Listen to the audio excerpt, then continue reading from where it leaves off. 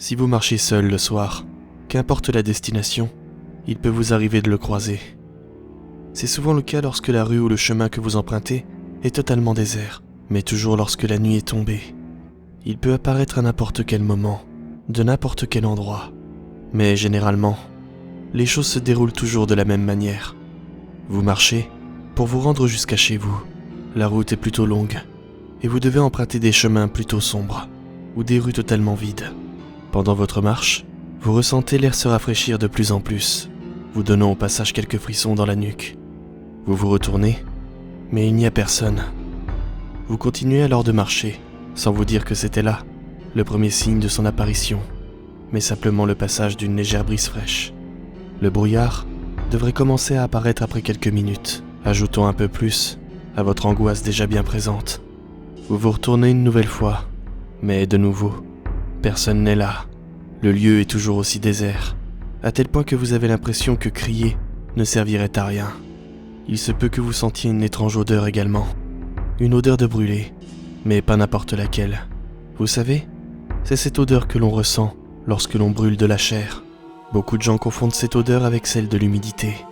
Mais comme vous vous en doutez, ce n'est pas le cas. Quand vous reprendrez votre marche, tous ces signes vont s'accentuer. L'odeur deviendra plus forte. Le brouillard va s'épaissir. Mais surtout, vous ressentirez des frissons vous parcourir tout le corps. Peu après ça, normalement, vous devriez l'entendre. Ce que vous venez d'entendre n'est pas le fruit de votre imagination. Et pour confirmer tout ça, vous regardez d'où provient le son, de derrière vous. Ce que vous verrez pourrait vous paraître anodin, à première vue, et cela aurait peut-être même pu vous rassurer, car il s'agit simplement d'une personne sur un vélo. La personne pédale lentement, très lentement, le silence pesant du lieu ne faisant résonner que le léger bruit de ses chaînes contre le roulement. Mais cette personne est étrange, puisqu'elle a cette petite manie. Elle appuie sur sa sonnette toutes les 10 ou 15 secondes. Même si le brouillard peut éventuellement masquer un peu la visibilité, vous savez que la personne sur le vélo vous a vu. Alors pourquoi vous avertir de la sorte ? Mais très vite, vous comprendrez que quelque chose cloche, puisque vous verrez les traits de son visage se révéler au fur et à mesure que le vélo avance. C'est un homme ? Une femme ? Les gens disent de lui que c'est un homme, car il n'a pas de silhouette féminine. Mais son visage n'a rien de semblable à celui des êtres humains. Sa bouche est étrangement faite, bien qu'il sourie, et de façon plutôt étrange, puisque les commissures de ses lèvres viendraient presque toucher ses oreilles. Il ne possède aucune dentition. Il est donc naturel de remarquer ça en premier chez lui, puisque ce trou noir et déformé, que vous verrez à la place de sa bouche, fait parfaitement contraste avec le brouillard. Mais surtout, avec la couleur de sa peau. Il est plus difficile en effet de se rendre compte de la couleur de sa peau à première vue, puisque celle-ci est blanche comme la neige. Si l'on vous posait la question à ce moment-là, de si c'était bel et bien un être humain sur un vélo, vous répondriez sans doute qu'il s'agit très certainement d'un cadavre qui a été posé là, sur une selle. Mais vous en connaissez beaucoup, vous, des cadavres qui arrivent à se servir d'un vélo ? Pire encore, qui se permettraient même de vous avertir de sa présence en appuyant sur la sonnette. Bien entendu, le reste de son visage n'est pas très reluisant non plus. Ses yeux, perçant le brouillard, vont se définir au fur et à mesure qu'il approchera de vous. Il ne possède pas de paupières. Vous ne risquerez donc pas de le voir cligner des yeux. De toute façon, il sera bien trop occupé à vous fixer. Car oui, il vous regardera, même lorsqu'il passera non loin de vous, continuant sa route.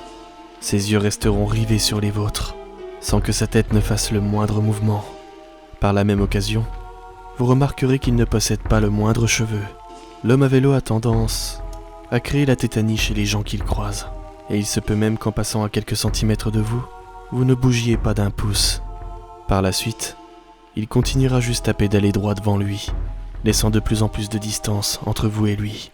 Vous pourrez alors croire que vous êtes tiré d'affaire, mais, comme vous vous en doutez, il n'y a en ce monde aucune histoire aussi macabre qui puisse finir sur une si belle note.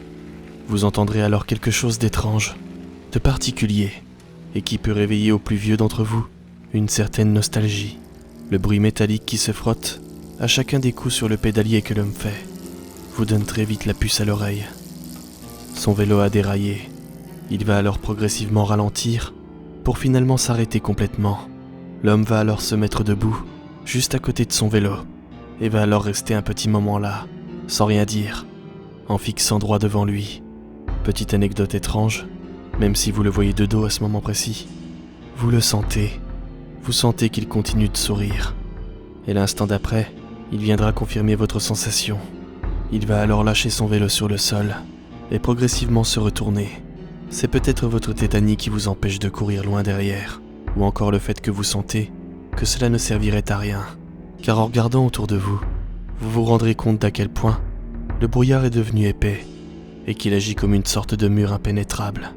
Pire encore, c'est comme si vous aviez été projeté dans une autre dimension, dans laquelle cet homme et vous êtes les seuls et heureux propriétaires de cet endroit lugubre. L'homme finira progressivement par vous faire face. Et une fois que ce sera fait, plusieurs possibilités s'offriront à vous. La première, c'est de l'ignorer. Mais faire ça, c'est lui laisser l'occasion de vous montrer à quel point il est extrêmement rapide. Mieux encore, il en profitera pour vous montrer que sa bouche peut s'ouvrir plus grand encore. Et la cerise sur le gâteau, c'est qu'il se permettra même le luxe de vous montrer qu'une tête humaine peut être gobée à la façon d'un œuf. Et ce, presque aussi rapidement. Vous avez évidemment une autre solution, celle de fuir. Mais vous savez, ce que vous avez ressenti précédemment n'était pas qu'une simple supposition. Le brouillard sans fin va au début vous envelopper pendant votre course, puis vous vous rendrez compte rapidement de petits détails troublants, comme cette bouche à incendie qui est réapparue 3 fois lors de votre course, ou encore cette petite canette de soda qui avait été laissée sur la route, que vous verrez une fois, puis une autre, encore et encore. Vous l'aurez alors compris. Peu importe où vous allez courir, vous ne serez jamais loin de l'homme. Pire encore, l'homme n'aura qu'à simplement marcher pour vous rejoindre. Il ne reste donc que la 3e solution, que votre cœur vous aurait normalement dictée dans une situation plus conventionnelle, mais que vos craintes avaient complètement éjectée. Et cette solution est la meilleure d'entre toutes, même si finalement, avoir croisé la route de l'homme au vélo vous a en quelque sorte condamné à autre chose. Vous devrez alors lui poser une simple question. Et cette question est: avez-vous besoin d'aide ? Les yeux de l'homme au vélo ne changeront pas et seront toujours posés sur les vôtres. En revanche, et ce, même à une distance plutôt raisonnable, vous ne pourrez pas vous empêcher de remarquer son sourire qui est en train de s'élargir. Et contre toute attente, il va doucement remuer la tête de haut en bas. Lui proposer votre aide est votre seule et unique porte de sortie. Et bien entendu, il va falloir respecter votre engagement. Vous allez donc devoir marcher, lentement, en direction de l'homme. Ne le fixez surtout pas dans les yeux. Vous remarquerez rapidement que l'odeur de brûlé vient directement de lui, et que les petits plocs que vous pourrez entendre ne sont rien d'autre que les petites gouttes de bave qui sortent de la bouche de l'homme pour venir frapper le sol. Évitez de trembler ou de montrer votre peur, et ignorez le bruit horrible de sa respiration saccadée. N'oubliez surtout pas qu'à la moindre erreur, votre tête peut soudainement disparaître pour finir son chemin dans l'estomac de cette étrange créature. Remettre en place un vélo qui a déraillé est normalement un jeu d'enfant, mais croyez-moi, c'est davantage plus difficile avec les mains qui tremblent. Vous allez alors devoir redoubler d'efforts et faire ça rapidement, car je ne suis pas tout à fait certain qu'il soit très patient. Si vous avez enfin réussi à remettre le vélo sur pied, éloignez-vous lentement de celui-ci, tout en continuant d'éviter le regard de l'homme. Celui-ci devrait alors se remettre assis dessus et commencera à pédaler pour reprendre sa route, sans même se retourner. Le brouillard tout autour de vous va alors commencer progressivement à s'estomper, et l'horrible odeur finira par totalement disparaître. Vous serez de nouveau dans votre rue, sans être coincé dans une sorte d'étrange boucle temporelle, et vous pourrez reprendre votre route comme si de rien n'était. Une chance pour vous, vous avez survécu à la rencontre de l'homme au vélo. Mais malheureusement pour vous, comme je vous l'ai dit précédemment, le croisé vous condamne à quelque chose d'autre. Par chance pour vous, si vous ignorez tous les signes qui vont suivre au fil des jours, et ce, tout au long de votre vie, tout devrait bien se passer.